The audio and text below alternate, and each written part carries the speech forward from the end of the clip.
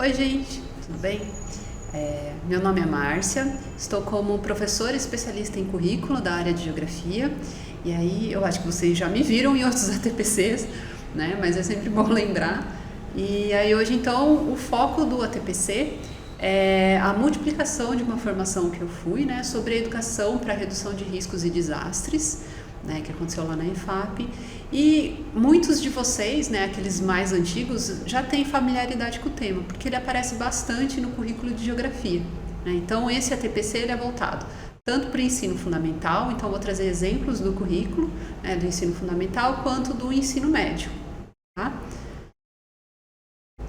Os objetivos então, né, dessa formação vai ser falar um pouquinho sobre o tema transversal, né, esse tema contemporâneo transversal, o que é ele, né, como que ele surge, educação para redução de riscos e desastres, né, a ERRD, conhecida, exemplos do currículo de geografia tanto no ensino fundamental quanto no ensino médio, falar sobre a 9ª Feira de Ciências, né, do Estado de São Paulo, a 9ª FECESP, e aí fazer essa ligação com a competência leitora na parte de alfabetização científica.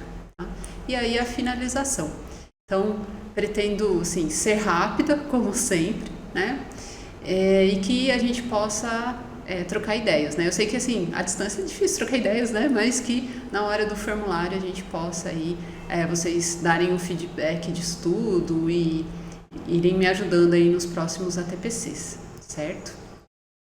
Então, tema contemporâneo transversal, né? O que é isso? Então, são os temas, né, que eles permeiam todos os currículos, de todas as disciplinas, né? Então, são alguns assuntos que eles aparecem, né, ao longo do currículo. E aí, no currículo de geografia, ele vai ajudar bastante porque vai aproximar a teoria da geografia com a prática, né? Então, esse tema contemporâneo transversal é ele que vai fazer essa ligação, é aquilo lá que o estudante geralmente pergunta, para que serve? Né? Serve para que eu estou aprendendo isso? Para a gente poder mostrar na prática a parte teórica, né? O currículo de geografia sempre aparece os temas transversais, né? Direitos humanos também aparece, mas educação ambiental com bastante força e a ERRD, né? Educação para redução de riscos e desastres. E aí por isso que eu trouxe ela hoje para a gente dialogar um pouco sobre. Então, fazer algumas retomadas. Para quem é mais antigo na rede, né, já está acostumado em tratar de assuntos do ERRD, desses conceitos básicos, né? Que ele vai trabalhar os conceitos de perigo, né? Então, o perigo, na verdade, é uma análise, né? Uma probabilidade que eu vou fazer do lugar. Então, qual que é a probabilidade do teto cair, do chão ceder, de ter um terremoto ou de algo do tipo. Então, é esse perigo. Qual que é o perigo daquele lugar? Vulnerabilidade, então aquela população, qual é a maior fragilidade dela? Ela está passando fome, ela mora numa área próxima a algum rio, próximo a algum morro, vai deslizar, então qual que é a vulnerabilidade daquele lugar? O dano, né, a gravidade, vai só se machucar ou vai acontecer um caso mais extremo de morte, né? Então que dano, qual que é a gravidade disso tudo? O risco, que ele vai envolver todos esses conceitos iniciais, né? Então, é a avaliação que envolve o perigo, a vulnerabilidade e o dano. Então, é uma fórmula matemática que, na verdade, é dividido pela capacidade de gestão que vem logo em seguida, né? A capacidade de gestão é, sabendo disso tudo, né, como que eu vou me prevenir, né? Que ferramenta que eu vou usar para tentar diminuir cada vez mais, né, os riscos de morte, os riscos daquela população ficar cada vez mais vulnerável, né? Qual o melhor caminho, tá? E aí, para isso, utilizando as habilidades emocionais. Finalizando tudo isso, né, essa parte de conceitos iniciais aí do RRD, então tem as ações de gestão. Sabendo desses conceitos iniciais, então tem 3 caminhos, né, 3 pontos sempre para se seguir no RRD, né? O antes, que é fazer uma prevenção, a preparação ou uma mitigação, né? Então eu vou olhar, eu vou ver o que eu posso fazer para que aquele evento não aconteça, ou sabendo que ele vai acontecer, por exemplo, terremoto, né? Eu não consigo não ter terremoto, né? Ele vai acontecer, é um evento que acontece no interior do nosso planeta e ele é exteriorizado, né? Então, o que eu posso fazer, né? Como que eu posso me preparar para esse evento que eu sei que aqui nesse lugar acontece um terremoto, né? Nesse exemplo. E aí o durante é a resposta. Bom, aconteceu, eu estou preparado, eu sabia o que poderia vir a acontecer. O que eu estou fazendo na hora? Né? Eu tenho que salvar quem primeiro, eu tenho que tirar quem primeiro do prédio. E aí depois a parte de recuperação. Tendo acontecido o evento, né, o dano, o desastre natural, quais são as medidas, quais são as tomadas de decisões que eu tenho que fazer, tá, para melhorar a saúde da população. Então, sempre voltado para que a população ela saia viva, para que ela tenha menos traumas possíveis, para que tenha menos perdas, tanto materiais quanto de pessoas. Tá? A adaptação baseada em ecossistemas, a ABE, então ela surge como um conceito dentro das discussões da ONU, das conferências mundiais do meio ambiente, e ela vai envolver as questões do ERRD, né? Porque ela vai trabalhar com essa prevenção de desastres. Então ele vai falar que é o uso da biodiversidade e dos serviços sistêmicos, então por isso de um ecossistema, de pensar como parte de uma estratégia integral de adaptação. Então eu sei que está acontecendo as mudanças climáticas elas não envolvem só chuva, ela envolve um monte de outros fatores, né? Esse monte de outros fatores, então ele vai envolver todo um ecossistema. E aí, o que eu vou fazer, né, para me prevenir desse efeito, né, ou tentar diminuir cada vez mais essas mudanças climáticas para que então no futuro ela seja cada vez menor, né, os efeitos sejam cada vez menores.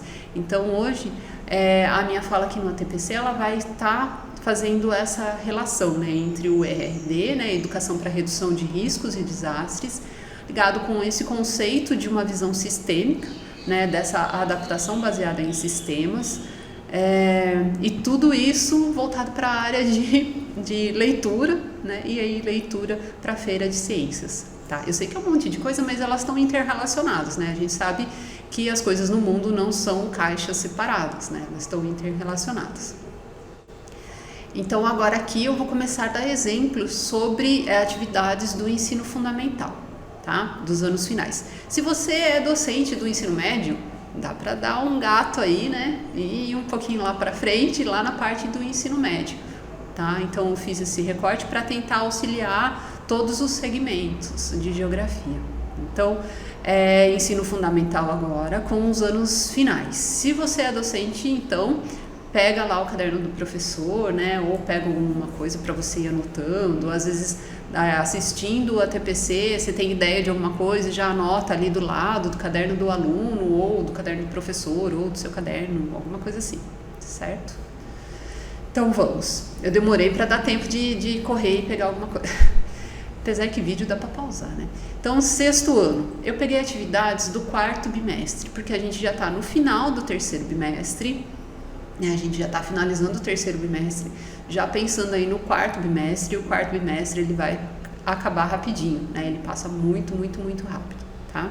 Então, o 4º bimestre ele vai entrar com a situação de aprendizagem 1, que tem como tema, né, conhecer para proteger, biomas brasileiros. Então ele vai falar bastante dos biomas brasileiros, tá? E aí lá na atividade 4, ele vai fazer um estudo do meio, ele vai pedir, né, para fazer um diagnóstico socioambiental, ou seja, ele vai pegar a teoria e tentar transformar em prática, né? E aí ele vai falar que esse diagnóstico socioambiental, então, é para ele não só analisar o lugar, mas ver esses impactos, né? Então eu posso falar que ele vai estar trabalhando com adaptação baseada em ecossistemas, porque ele não vai estar vendo o bioma pelo bioma, ele vai estar vendo o bioma e as causas e todas as pessoas que estão envolvidas nela, né? E aí com o 6º ano, eu sei que eles são bem novinhos, né? Mas a gente pode começar a pensar em um projeto de iniciação científica, né? Ali no bairro onde ele está, qual bioma que é, ou qual bioma que era e agora não é mais, né? Não é mais visível, né? Ele continua sendo, mesmo tendo construído casas, né? Então, é uma Mata Atlântica ainda? Tem algumas espécies de Mata Atlântica apontadas ou não, né? Então, dá para criar essa parte de iniciação científica, tá?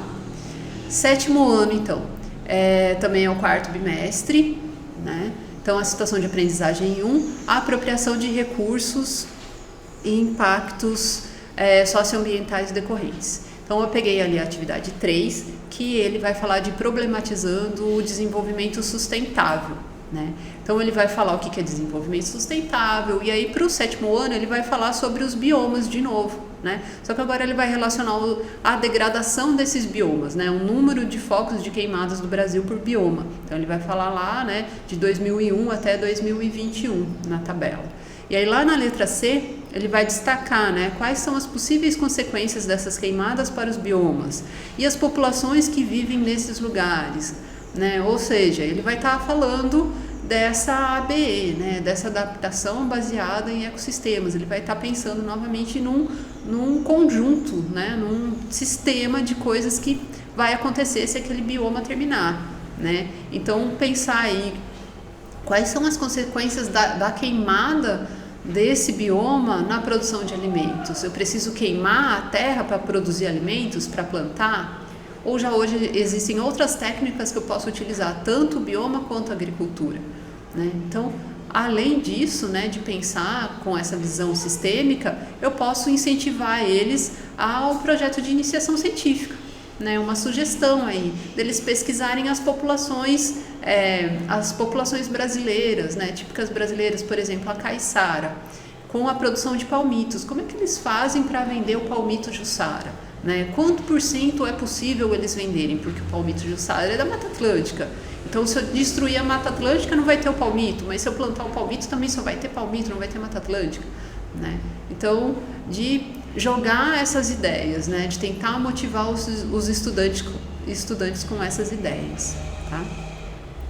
8º ano, 4º bimestre também. Então, a situação de aprendizagem 1, os aspectos populacionais, urbanos, políticos, econômicos e ambientais da América e da África. Então, aí ele vai estar falando de impactos socioambientais. E daí, se eu estou unindo o social com o ambiental, eu vou estar falando de adaptação baseada em ecossistemas, né? Então, ele vai estar falando da comunidade da República do Congo na área de manejo florestal, né? E aí esse manejo florestal sustentável. E por que isso vai acontecer, né? Qual bioma que é parecido com a floresta do Congo, né? Seguindo, né, no 8º ano, ele vai estar lá, explique como funciona, né, essa prevenção de desastres, como que funciona esse manejo florestal. Como que lá na África eles estão fazendo, lá na República do Congo eles estão tentando prevenir isso, quem que participa desse projeto, né, para prevenção? E aí, de novo, motivar os estudantes para essa pesquisa científica, né, o uso dos impactos ambientais envolvendo tanto solo quanto os cursos de água. Então, os rios estão poluídos, não estão poluídos, ou se eles estão poluídos, o solo que está ali do lado, né, dos cursos de água, como que eles estão? Eles estão degradados também ou não? Tá? Então, também é uma outra possibilidade aí de pesquisa para a área científica. Tá? 9º ano. Então, o 9º ano também peguei do 4º bimestre. Tá? E aí, 4º bimestre, situação 2, a produção de alimentos no mundo e a segurança alimentar. Então, ele vai estar relacionando diretamente, né, a produção agrícola com a questão de alimentos no mundo todo. Tá? Então, ali, atividade 2, contextualizando produção agrícola e insegurança alimentar. Ele vai estar falando da questão da fome, né? Então, tem tanta gente, tem tantos fazendeiros, tem um tanto de terra sendo plantada para alimentos, por que tem tanta gente passando fome? Né? Fazer essa relação de a produção de alimentos e o número de pessoas passando fome, né? De insegurança alimentar. Né? Se tem um prato de comida para comer no dia ou se não come um dia todo, né? Que daí é o caso de fome. Tá? Então, essa produção de alimentos. E aí, mais para frente, ele vai trazer um gráfico de exportações brasileiras e daí ele vai falar, né, dessa agricultura de exportação, né, da agricultura de commodity, que ela é muito utilizada aqui no Brasil. E aí, lá na letra D, ele propõe lá uma discussão. Né, expliquem a seguinte afirmação: nem toda a produção agrícola é voltada à alimentação de populações humanas. Então, o que ele quis dizer com isso? Né? Por que se planta? Planta para quem? Quem que está comendo a soja? Né? É quem tá passando fome? Né? E aí essa discussão também de impactos ao meio ambiente e à população. Né? Esse solo, ele está sendo prejudicado dessa plantação intensiva? Né? E lá para frente, né, continuando ainda o nono ano, ele vai trazer essa discussão sobre agricultura orgânica, agricultura comercial, agricultura familiar, né?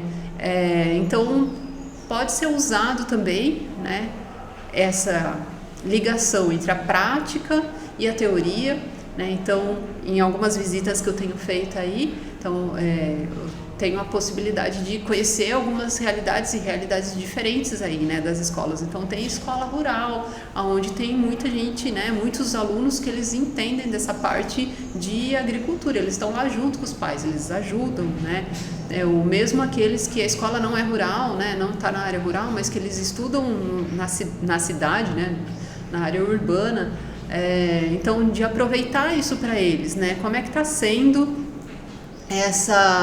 a prática na casa deles, né? E aí pensar como parte de um ecossistema, né? Da adaptação baseada em ecossistemas e incentivar eles para uma iniciação científica, né? Uma questão que pode ser colocada para eles, né?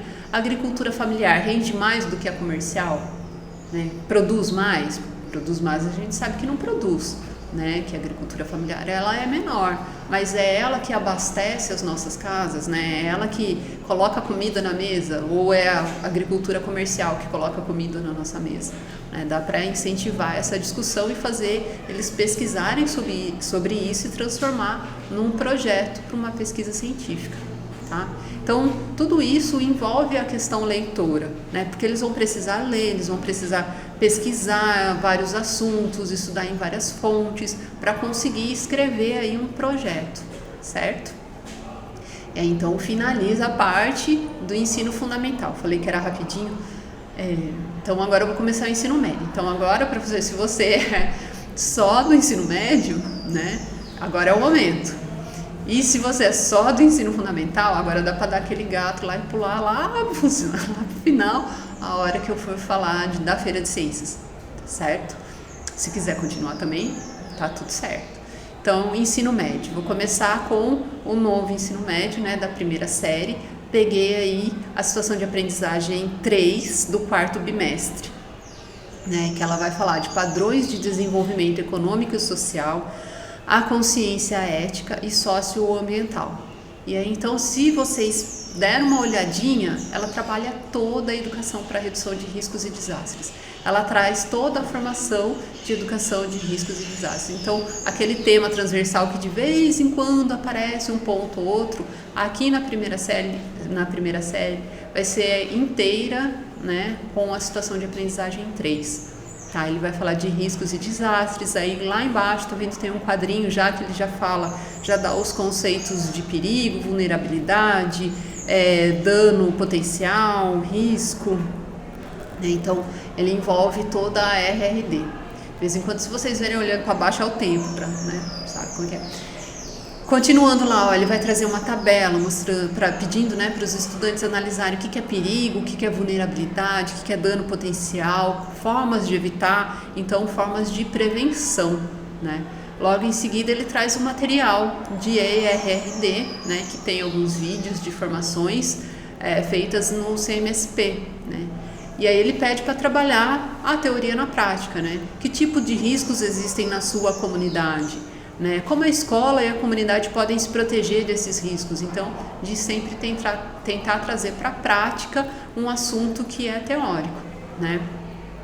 Continuando ainda, ele vai trazer lá o CEMADEM Educação, o site da CEMADEM Educação, ele é muito bom, né? Ele é bem recheado de atividades, tanto para trabalhar com os estudantes, quanto para os estudantes montarem aí projetos, né, de pesquisa científica, pensando na realidade onde eles estão, pensando no bairro deles, né, ou na escola, né.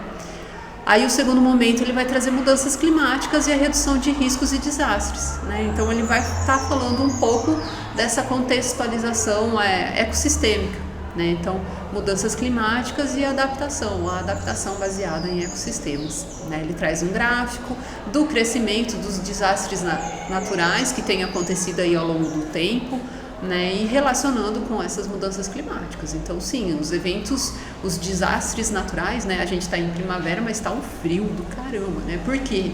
Né, por conta das mudanças climáticas, né? E aí ele traz um mapa do Brasil, dos lugares do Brasil onde mais sofrem esses desastres, tá? E aí, lá para finalizar ainda a primeira série, né, tem bastante coisa, eu falei que era a situação toda, né, ele vai trazer lá, você sabia? Então teve a escola E, professor Geraldo Martins dos Santos, que fez um projeto de iniciação científica, né, então os estudantes em 2019, eles pensando em conscientizar aí sobre as mudanças climáticas e o aquecimento global, eles fizeram um artigo científico. Né? Então pensar que a primeira série também pode escrever um artigo científico, né, e mandar lá para a Feira de Ciências, né, para a 9ª FECESP, que está acontecendo as inscrições esse ano. Tá? O terceiro momento ele vai continuar falando ainda de RRD, e para finalizar a questão de vestibular, ele traz um caso prático, né, que foi o caso de Brumadinho, né, onde muitas pessoas morreram, tinha uma prevenção, né, tinha uma área de contenção, eles sabiam que já ia acontecer, tinham laudos, né, falando que ia romper a barragem, que era para avisar toda a população, mas a gente sabe que quem tem dinheiro às vezes vale mais do que muitas vidas, né? Então de fazer essa discussão também com os estudantes, certo? Vamos para frente, segunda série. A segunda série, como é currículo novo, então ainda não está disponível o 4º bimestre. Então eu trouxe aí o 3º bimestre. Como as situações elas são bem longas, né? Talvez dê aí para aproveitar a situação 3 que vocês talvez estejam finalizando, né, no começo do 4º bimestre. Então, impactos econômicos, sociais, culturais e ambientais. E aí ele vai falar dos acordos mundiais, das conferências da ONU sobre as mudanças climáticas. Né? Ele vai trazer a importância da primeira conferência mundial, né, a Conferência de Estocolmo. E aí ele vai falar sobre a COP26, né, a Conferência das Partes, né, por isso COP. Conferência das Partes, que é uma reunião anual que acontece, daí ele vai trazer essa discussão dessas mudanças climáticas, o que elas estão causando aí na vida das pessoas, né, na gente, tá? Então, ele vai pedir para ver os objetivos de desenvolvimento sustentável, estudar sobre eles, né, pensar aí antes, né, dos objetivos de desenvolvimento, as ODS, ele vai pedir para ver aí como que você imagina que a Terra vai ficar daqui 100 anos, se a gente continuar consumindo o que está consumindo. Então, uma previsão de futuro, né? Pensar um pouco o futuro. E aí, baseado nisso, eu posso fazer uma ligação aí com as ODS, né? São as 17 ODS, que eu posso incentivar os alunos, né, a buscarem a saber sobre elas e escrever um projeto de iniciação científica em cima de alguma das metas, né, fazendo sempre a relação com o lugar onde eles estão, tá certo? Terceira série é o currículo antigo, né, o currículo do São Paulo Faz Escola, é a última série aí com esse currículo, e aí o 4º bimestre, né, a gente sabe o que vai acontecer, né, as redes, globalização e tudo mais, mas eu acredito que seja mais importante para a redução de riscos e desastres trabalhar a última lá, né, que vai falar sobre África e as questões socioambientais. O 3º bimestre todo foi sobre o continente africano. É importantíssimo falar sobre várias visões do continente africano, né, e aí aqui ele vai trazer as questões socioambientais para a redução de riscos e desastres. Ele vai pedir para fazer uma comparação, né, como é que um país africano e um país da Ásia, né? Então o Moçambique e o Japão, como é que eles se previnem com esses desastres ambientais que vêm acontecendo, né? Então a educação para redução de riscos e desastres em cada país, tá certo? Aqui eu não coloquei nada sobre projeto de iniciação científica porque as terceiras séries elas vão sair, né? Então não dá para fazer a inscrição das terceiras séries, certo? Porque chegamos agora na FECESP, ó, tô correndo, vai dar tempo. Então, eu vou falar rapidinho sobre a 9ª Feira de Ciências do Estado de São Paulo, né? Então, ela tem aí sobre a temática, né? Ciência, tecnologia, direitos humanos, extensão social, saúde, empreendedorismo, sustentabilidade e ética. Então, ele vai estar podendo tratar sobre todos esses temas, tá certo?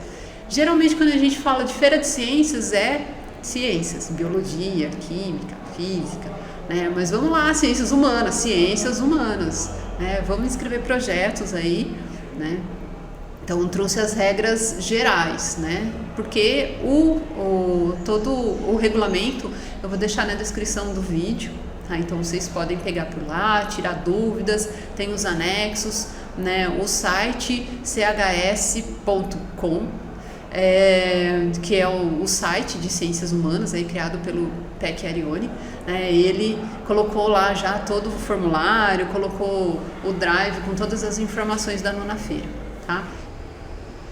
Então, falar um pouquinho sobre as regras gerais, né? Então, está dividido em 3 categorias: a Mirim, para os anos iniciais, né? 4º e 5º ano do ensino fundamental, anos iniciais; a Júnior, que vai pegar o ensino fundamental, anos finais, 6º, 7º e 8º anos; o 9º ano do ensino fundamental, ele vai entrar como categoria Master, junto com as primeiras e segundas séries do ensino médio, né? E aí o EJA que estará, né, no primeiro semestre de 2023, na primeiro, segundo e terceiro termo, ensino fundamental, ou primeiro e segundo termo do ensino médio, certo? A terceira série não vai poder se inscrever esse ano porque, né, a apresentação da FECESP vai ser o ano que vem, e aí a terceira série já vai ter saído, certo? As equipes, então equipes de estudantes pode estar misturado com segmentos, pode ser o 8º ano com o ensino médio, tá? Pode misturar, e aí na hora de fazer a inscrição vai ser a categoria que o estudante que tiver maior escolaridade, certo? Então Master, né, Júnior ou Mirim. Tem que ter um professor orientador, né, para orientar a equipe, máximo de 3 estudantes por equipe.